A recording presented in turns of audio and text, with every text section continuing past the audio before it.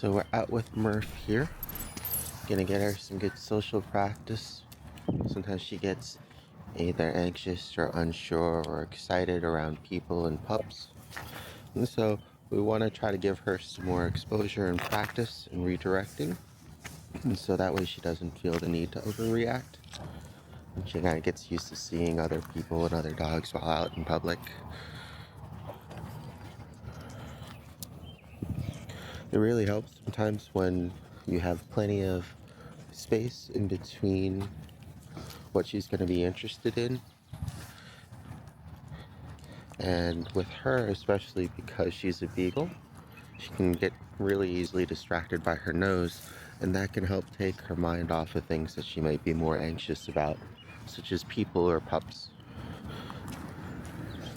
With different reactivity cases, it's going to be really important that you're very observant in why they may be reacting. And it could be for multiple reasons. It could be for one. Well, you'll want to try to figure out what that trigger is and then work accordingly. Good girl, good bathroom. Good pee-pee. Right now we just have her on a head halter so that way I can turn her more easily, as well as an anti-bark collar. The goal here is to get her to redirect before she starts barking, but the anti-bark collar is just one that beeps and vibrates, and so that'll also help to disrupt her train of thought if we're not able to help her beforehand and she does start barking.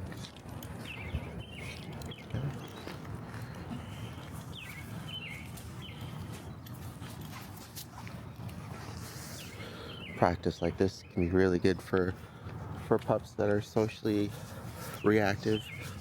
Leash aggressive cases or leash reactive cases is another good one. And also sometimes just for puppies that might just see and get too excited, wanting to pull and meet towards other people. Just being out and about gives you more opportunities for real world practice. And this is the kind of thing that you would do after you get a good baseline in of practicing her or your pup redirecting back to you under normal, less distracting circumstances.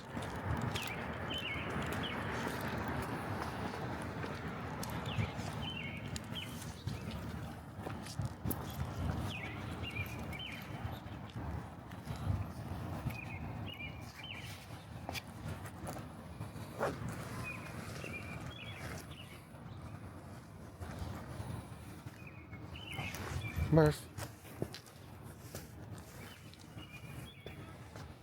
Good girl. Yes.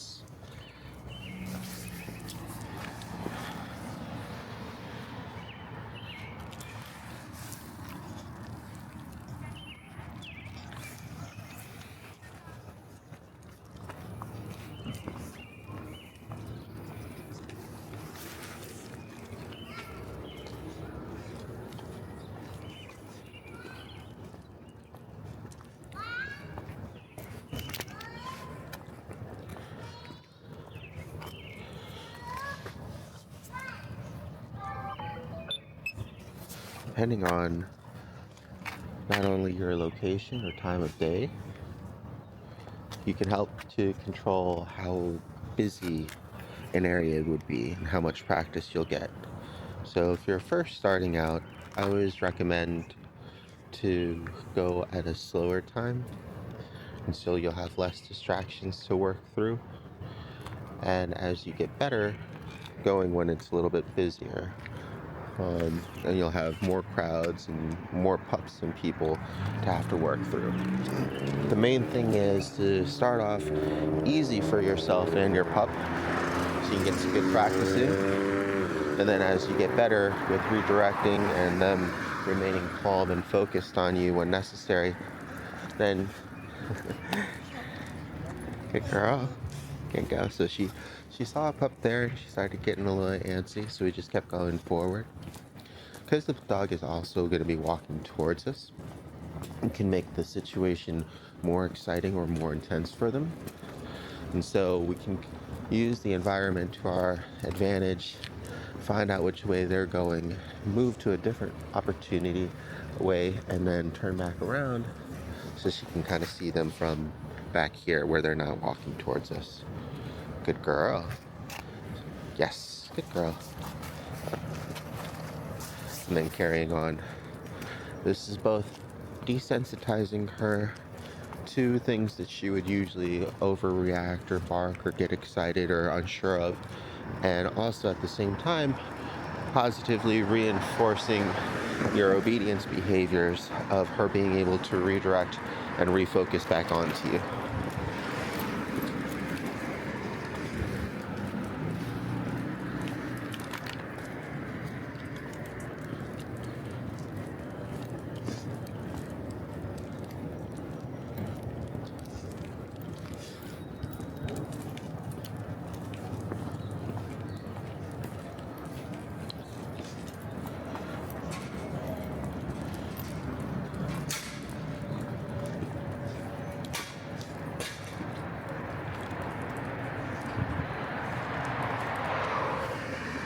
Girl. Different training tools like the head halter to help prevent her from pulling towards another pup, as well as the anti-bark collar to help disrupt her behavior if she does start barking, are good. But during your outing, if you find that she is doing well and that you don't need them, it's a good idea to try without. It's always good in the beginning to have any and all tools readily available to make things easier for you. But as you're working with them out in public, it's a good idea to see if you actually need these things or not. Okay, we're going to go ahead and come across a couple more pups. And if she does well here, we're going to just start removing equipment. All right? She's not really pulling, so she doesn't really need the head halter. She's not really barking, so she doesn't need the anti-bark collar. We'll keep the treats to help reward her in case we need to redirect her. But even those are optional too at this point. Trying to get her to actually walk a little bit faster so she can see the other pups before they go out of line of sight.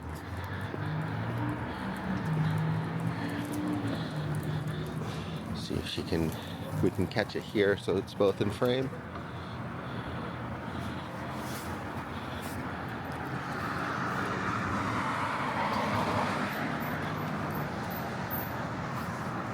Oh, good girl.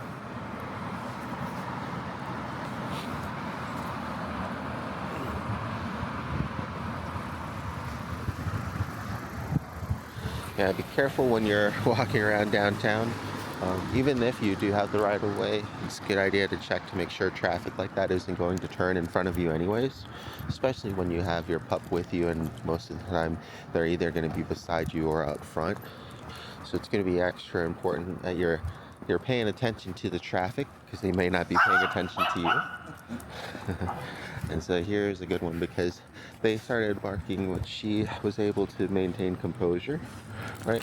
We don't want to make it difficult for the other owner as well, so we're just going to keep walking by and walking straight. So she did really good there. Good girl. So I'm going to go ahead and remove almost all the extra gear, and we'll continue our downtown work. And I'll just keep it on me in case we do need anything, right? See, it's an anti-bark collar without any prongs. We'll keep it honest in case, things do get excited, or if she does need some help or assistance, right? We can always put things back on. But especially while you're out working with her, if you don't need something, it's best to not use it.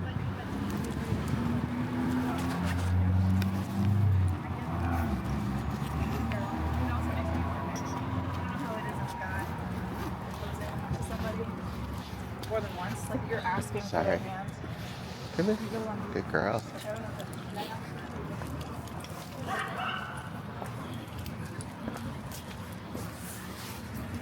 She's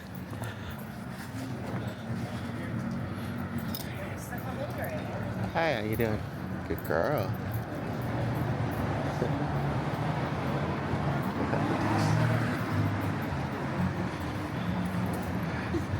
It's good that she's curious and wants to meet people. Sometimes she can be apprehensive and bark at others when she's not sure. So this is another reason why being out and about with her in a good social setting would be really beneficial, because then she can kind of start to build positive interactions with strangers.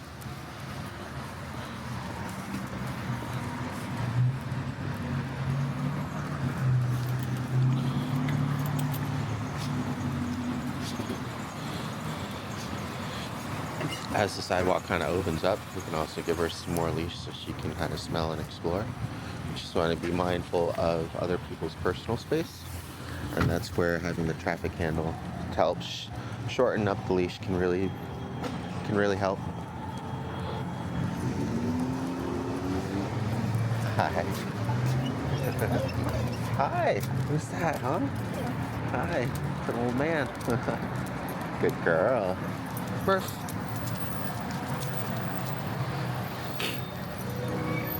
Murph. Good girl. There you go. Right? So that was really good, especially because the other pup came out of kind of a blind corner, right? And so she didn't have much time or space to react. And sometimes the suddenness of an event can make it more intense too. And you can tell she was a little excited and she just wanted to meet. She did a really good job of not barking at the other pup or anything.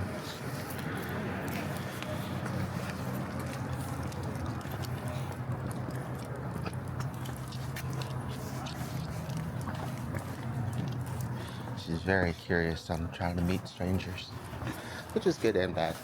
It's good for her because, like I said, sometimes she can be apprehensive and bark, either because she's unsure or she's excited. But it's also bad because sometimes people don't want to meet other pups, right? And so we want to make sure that we're respectful of other people's personal space. Morning. Some people might, hey, thanks. Good girl.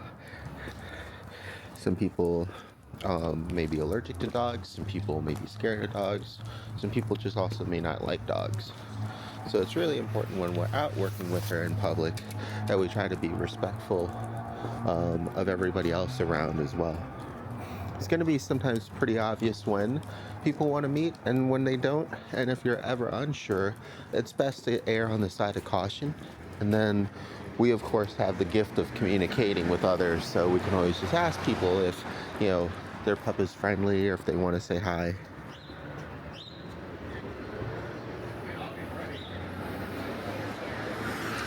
Got a Westie up there.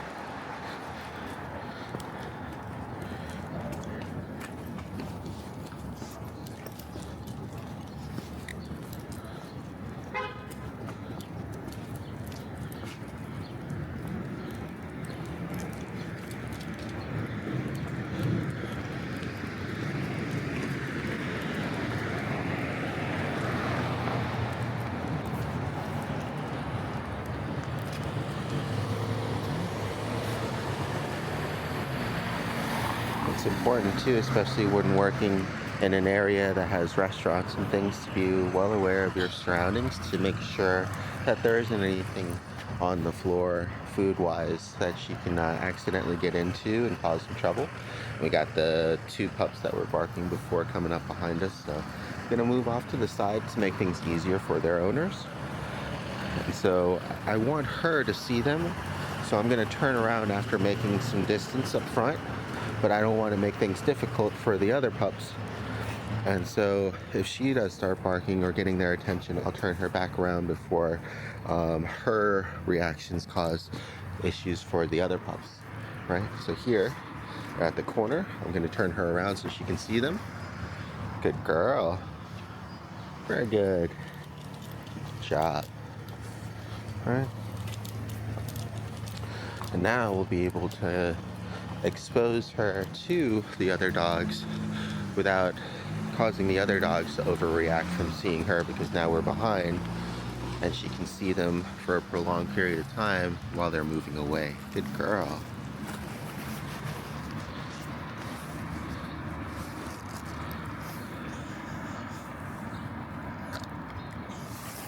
Good job.